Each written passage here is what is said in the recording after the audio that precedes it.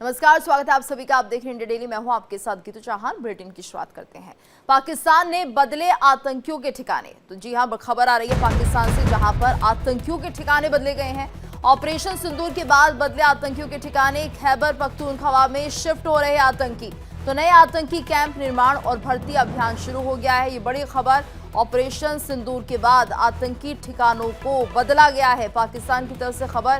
खैबर पख्तूनख्वा में जिस तरह से ये आतंकी शिफ्ट हो रहे हैं और नए आतंकी कैंप निर्माण और भर्ती अभियान शुरू हो चुका है। ये बड़ी खबर पाकिस्तान से, जहां पर आतंकियों के ठिकाने बदले गए हैं। ऑपरेशन सिंदूर के बाद बदले गए हैं आतंकियों के ठिकाने। खैबर पख्तूनख्वा में शिफ्ट हो रहे हैं आतंकी। नए आतंकी कैंप निर्माण और भर्ती अभियान शुरू हो रहा है। तो बड़ी खबर आ रही है पाकिस्तान से।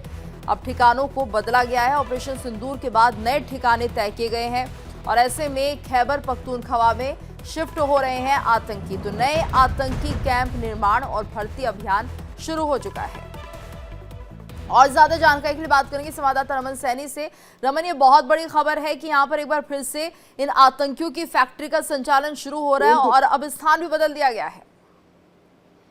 जी हाँ, बिल्कुल। क्योंकि देखिए, जिस तरीके से ऑपरेशन सिंदूर में हमने देखा कि चाहे वो जैश ए मोहम्मद के आतंकी कैंप हो या फिर लश्कर ए तोयबा के आतंकी कैंप, वो मुरीदके का इलाका हो या फिर बहावलपुर का जो मरकज सुबहान अल्लाह का इलाका जो जैश ए मोहम्मद का आतंकी कैंप था, वहां पर सीधे तौर पर अगर हम देखें तो वो पूरे के पूरे भारतीय जो सेना की तरफ से और भारतीय वायुसेना की तरफ से जो ऑपरेशन सिंदूर को अंजाम दिया गया था, वो पूरी तरीके से डिस्ट्रॉय हो गए थे। और अब ये डर का माहौल, खौफ का एक मंजर जो है वो लगातार हम देख रहे हैं कि पाकिस्तान परस्त आतंकी संगठन के बीच में मौजूद है। और इसीलिए अभी एक नई रणनीति के तहत जितने भी आतंकी कैंप पीओके के अंदर मौजूद थे, चाहे वो हिजबुल मुजाहिदीन के हो, अल बदर के हो, लश्कर ए तोयबा के हो या फिर जैश ए मोहम्मद के हो, उन सभी आतंकी कैंप को बाइंड अप कर खैबर पख्तूनख्वा के इलाके में लेकर जाया जा रहा है। क्योंकि खैबर पख्तूनख्वा इलाका जो है वो भारत के जो सरहदी इलाके हैं, यानी कि पीओके से काफी दूर पड़ता है। और ऐसे में शायद उनको लगता है कि हमारी मिसाइल की जो रेंज है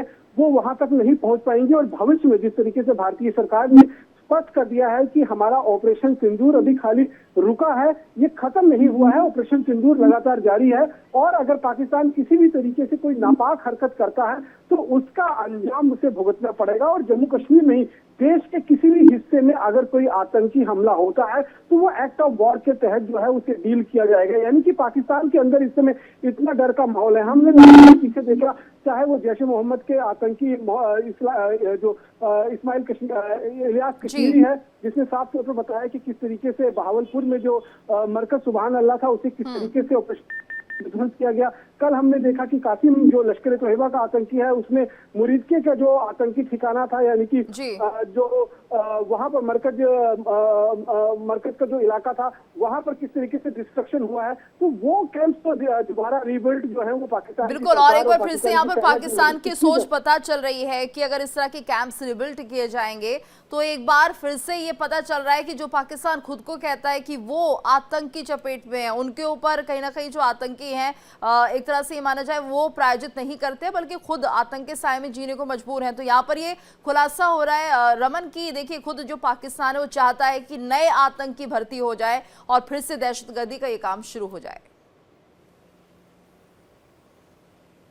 देखिए, निश्चित रूप में जिस तरीके से यूनाइटेड नेशन के अंदर पाकिस्तान ने लगातार इस बात को लेकर पुरजोर तरीके से रखा था कि जो बीएलए है, यानी कि बलूचिस्तान लिबरेशन आर्मी के जो लड़ाके हैं, उनको जो है वो आतंकी घोषित किया जाए। लेकिन यूनाइटेड नेशन ने इसे सिरे से खारिज कर दिया और कहा कि इस तरीके के कोई भी पुख्ता सबूत जो है वो बीएलए के अगेंस्ट नहीं मिलते हैं। तो ये एक बड़ा झटका जो था वो पाकिस्तान को था और पाकिस्तान जो लगातार इस बात को लेकर कह रहा था कि वो खुद आतंक का विक्टिम है, तो ये कहीं ना कहीं एक बड़ा झटका पाकिस्तान को लगा था। और अब लगातार अगर हम देखें तो पाकिस्तान तो सुधरने वाला नहीं है, क्योंकि पाकिस्तान ने एक नहीं कई बार इस तरीके से मार जो है वो खाई है। हमने देखा कि किस तरीके से सर्जिकल स्ट्राइक में लॉन्च पैड को हमारे भारतीय सेना के जवानों ने पीओके के इलाके के अंदर घुसकर जो है वो तबाह किए।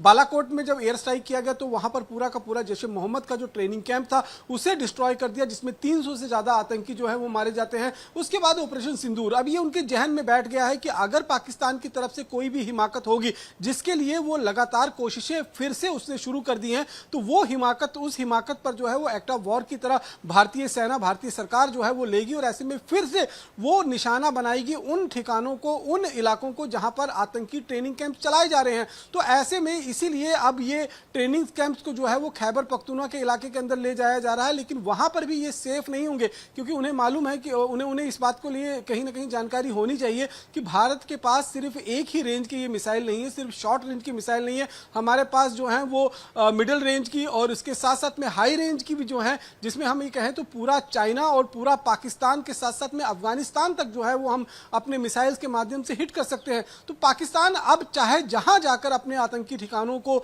छिपा ले या फिर वहां से रिलोकेट करके शिफ्ट कर दे, उस भारतीय सेना और भारतीय मिसाइल्स की जद से वो बच नहीं सकता है। और अगर पाकिस्तान को ये समझना होगा कि अगर वो आतंक का रास्ता नहीं छोड़ता है, पाकिस्तान अगर दोबारा से आतंकी हमलों को अंजाम देगा जम्मू कश्मीर के अंदर, तो फिर उसे कहीं ना कहीं इसका खामियाजा जो है वो भुगतना पड़ेगा। और ऐसे में वो चाहे खैबर पख्तूनख्वा के इलाके में चला जाए, चाहे वो कराची के इलाके में चला जाए, चाहे वो कहीं और जो इलाके जिसे वो सेफ मानता है, या फिर जो अफगानिस्तान बॉर्डर के साथ लगते हुए इलाके हैं वहां पर भी चला जाएगा, तो वहां पर भी भारतीय सेना जो है वो घुसकर मारने की क्षमता जो है वो रखती है। क्योंकि हमने देखा कि जो बालाकोट का इलाका है, ये खैबर पख्तूनख्वा के साथ लगता हुआ इलाका है। अगर वहां पर जाकर भारतीय सेना के जो भारतीय वायुसेना के लड़ाकू विमान है, वहां जाकर पीओके की धरती में घुस कर जाकर बालाकोट में स्ट्राइक कर उनके आतंकी कैंप को उड़ाकर सुरक्षित वापस आ सकते हैं। ये मानिए कि पाकिस्तान के आतंकी कहीं भी छिप जाए, भारतीय सेना उन्हें ढूंढ निकालेगी और वो भारतीय सेना के निशाने पर